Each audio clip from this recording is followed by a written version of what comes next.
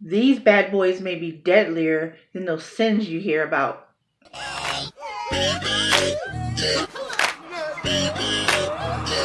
I'm one of a kind, there ain't no one like me. So hard to find, it's the real damn thing. Don't be wasting any time, I got somewhere to be. Always on the grind, yeah, you know. Stop. Once again, I have lost that damn tripod. I don't know what, I don't understand how I do that. Like, I really don't. Like, it's in the house. It's not like I take it out of the house. And yeah, I blame Ptolemy. I know he moved it. He knows I'm blind. This is a thing for him. So needless to say, I have to hold this camera in order to do this. Anyway, today I want to share my views on the 7 common novel writing tips. I caught this tag on Robinson Castillo's channel. Make sure that you check out his channel and his video on this as well. And subscribe because he is like super cool. So let's jump right in. Number 7, focus on the action. To this one I say, focus on telling the damn story. Please do not trap yourself into giving focus on just one element of your story. Especially not the one where you can't even catch your breath every time you turn a page, there's some more shit. I mean, I'm just saying. Of course, you need action, but you also need stillness, as well as a myriad of other things going on in your whole story. So I say nay to focus on the action. You want to focus on something? Focus on getting your butt in that chair and writing. Focus on scheduling your time to do this in ink. Don't pencil it in. Ink it in and then do it. Focus on that. Number 6, create complications in the middle of your story. Hell, for that matter, create complications in your entire story. On the first fucking page, every time that your MC thinks she has it figured out, fuck shit up. Go for it. I'm going to steer you to where I think I got the best advice on this, and that is Dan Harmon's circle. In my opinion, Dan got this shit on point. Like, seriously. Be sure to check it out. I'll give you a link to a good one below. And yes, this is your homework for today, children. Click that link. Do as teacher tells you. Number 5, shun the adverb. Don't ask me why, but as soon as I read that, I just sort of felt like I joined a cult. Shun the adverb. Shun the adverb. Shun the adverb. It's like the chant for the cult. But I digress. Yeah, I'm going to have to say that I agree with this one, but with a caveat. Shun the adverb in your second draft. In your first draft, my advice to you is to tell the story the way it comes to you. Write it the way it organically hits you. Get it out of your head and on to the page. Once you have that done, then you can go back and get your Schoolhouse Rock on. Okay? I say this to you because until you really get a handle of your writing style and get into, how you're doing things and all that, I don't want you to worry about things like adverbs and whether you're using them correctly or should be using them at all or whatever. You have my permission to just write your story. I really, really can't emphasize that enough. Write your story. Just write it.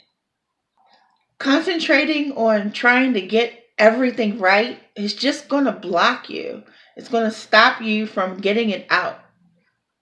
Keep in mind that once you write the whole thing, it can be fixed.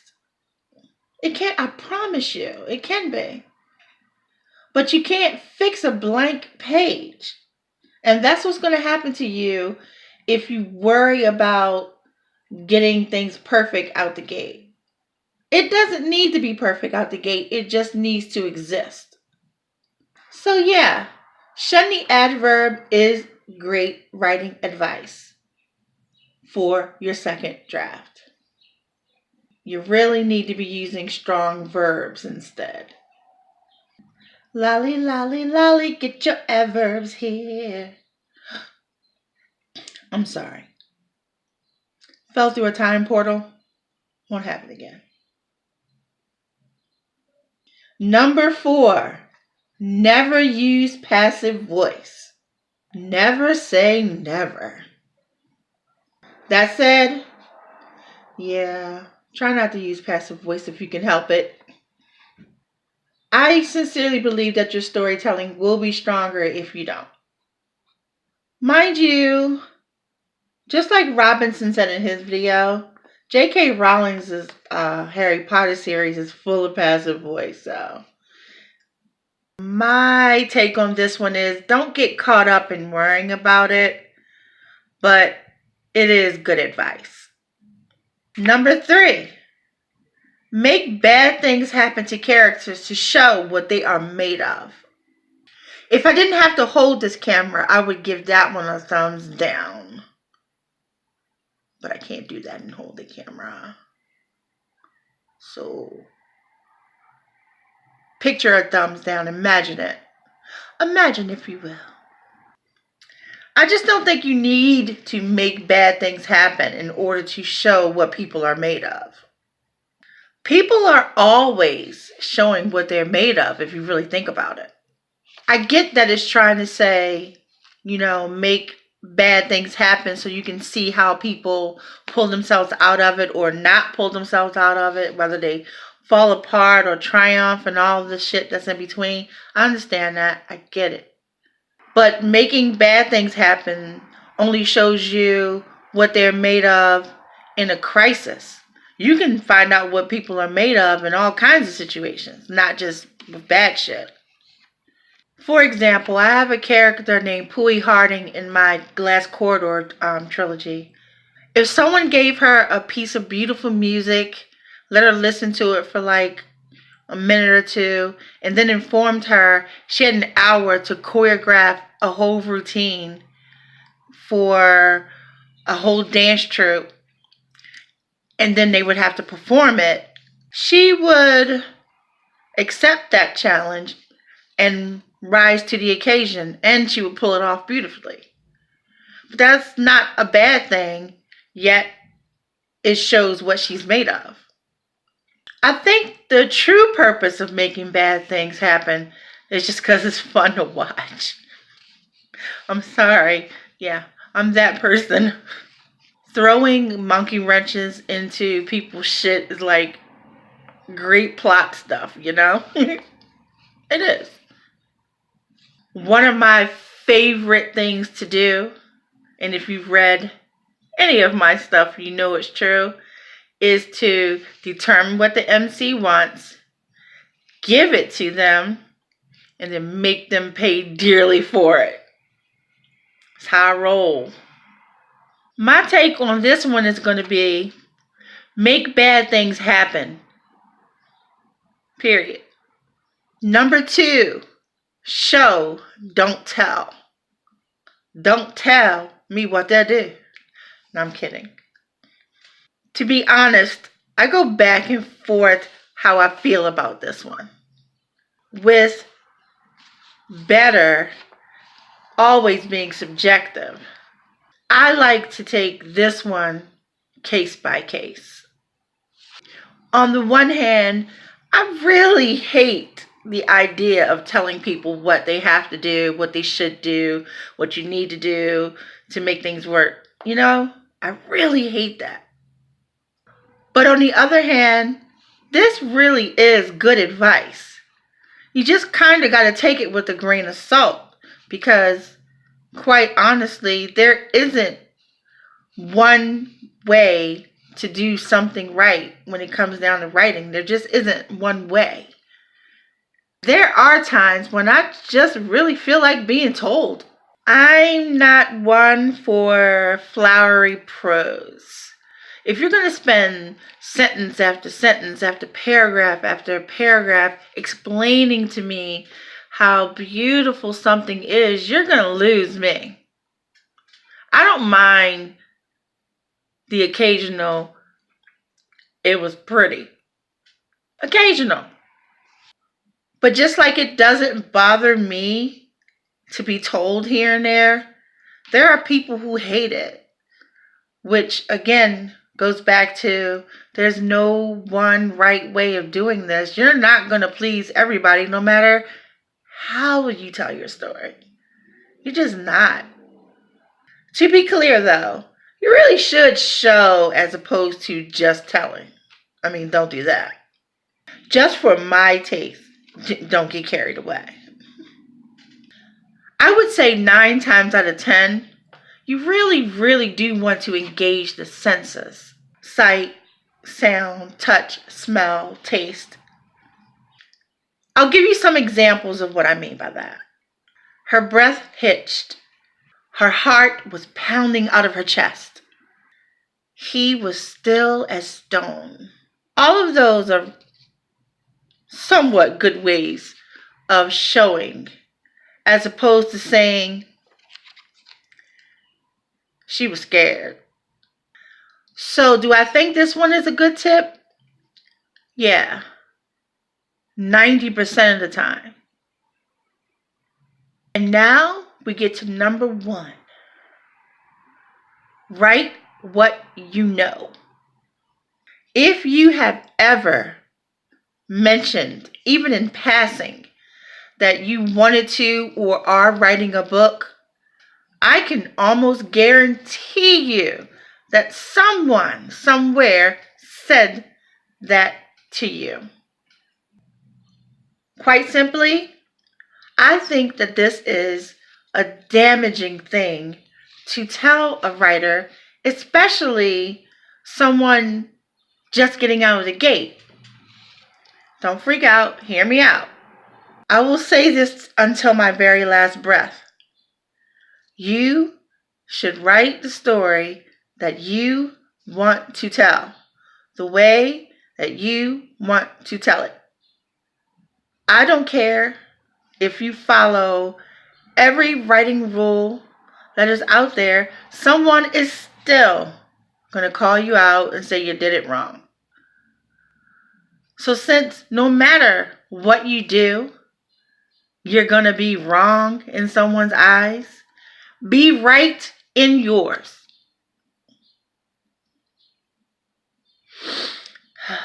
Rant over somewhat. As far as this one goes, please just write your story without worrying about fucking it up. You're gonna fuck it up. You're gonna.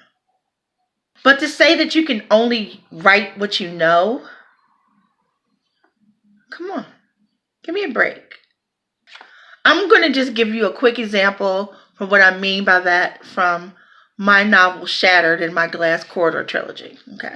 I have a character named Spencer Capriel, and he has a bunch of mental and physical issues. One of them is that he has epilepsy. I decided to give him this disorder, because it was the only one that I knew of where people had to deal with seizures. And I wanted this character to have seizures. I knew that epileptics have seizures. So I gave him epilepsy. The reason I knew this was because I know of 2 people who have epilepsy, who I've never seen have a seizure or anything, but they talk about seizures, you know, like having a seizure. Oh, I had a seizure, blah, blah, blah. And I was like, oh, yeah, my character, he needs seizures. I diagnosed accordingly. Other than the fact that epileptics have seizures, I don't know shit about epilepsy. Not a damn thing. Not a one. So if I only wrote what I knew, I couldn't give him epilepsy. It couldn't be a part of my novel. I'd have to give him eczema or severe cat allergies or aquatic creature phobias. Those I know. But they didn't fit the bill. I needed him to have seizures. So he's got epilepsy. When I was done writing the book, that is when I did my research on epilepsy. I asked medical professionals about it to get more on it. I surfed the net and everywhere where I could find any information, I ate it up. I found support groups for epileptics. There are support groups. And I talked to nurses in person who had to deal with it. I contacted some people who had it so they can tell me about, you know, some of their daily dealings and such, etc., etc., etc. And that's how I got what I didn't know to work in my novel. All that said, no, I do not agree that write what you know is good advice. A better tip would be learn about what you want to write about. And I'll even add to that, but don't let not knowing hold you back. You do not need to know everything that there is to know in order to write a book, only to finish one. Consider that my best advice. Doom, doom, doom, doom. Well, these are my thoughts and opinions on the 7 tips, but I would love to hear yours. Please feel free to share your views with me. I am open to everything. Comment below, and if you decide to do this tag, please send me the link to it so that I can hear what you're talking about and comment on your video. Until next time, you know what to do. I'm one of a kind, there ain't no one like me. So hard to find, it's the real damn thing. Don't be wasting any time, I got somewhere to be. Always on the grind, yeah, you know me. Hold the crown will be mine, you can call me king. A matter of time for you all love me. Finally at my prime, right where I wanna be. I'm one of a kind, there ain't no one like me.